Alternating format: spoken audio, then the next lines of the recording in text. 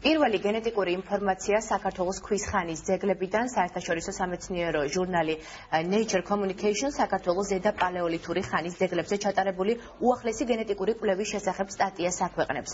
პუბლიკაციაზე უცხოელ მკვლევარებთან ერთად ქართველმა მეცნიერებმაც იმუშავეს. გაჩნდა ვარაუდი, რომ სამხრეთ კავკასიური გენი არის გენეტიკური ჯაჭვის ერთ-ერთი მთავარი რგოლი, რომლის მემკვიდრეებიც თანამედროვე ევროპელები არიან. საქართველოს ეროვნულ მუზეუმში პუბლიკაციაში აღბეჭდილი მასალის ჩვენება და სპეციალური პრესკონფერენცია მოეწყო.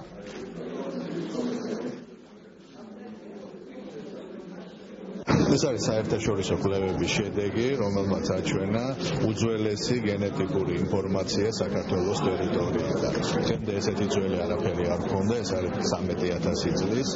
ანუ გენეტიკა შემოდის არქეოლოგიაში. რა არის ახალი ალბათ? ეს აჩვენებს კიდევ ერთ ტალღას დღემდე უცნობს, რომელიც არის კავკასიიდან ევროპისკენ. აქამდე ცნობილი იყო 3, ეს მე-4 გახლავთ. ძალიან მნიშვნელოვანია ეს მეცნიერები. მეოთხე როგორ გითხრათ, წინაპარი, ასე ვთქვათ, ევროპის აღმოჩნდა სწორედ ძველი კავკასიელი.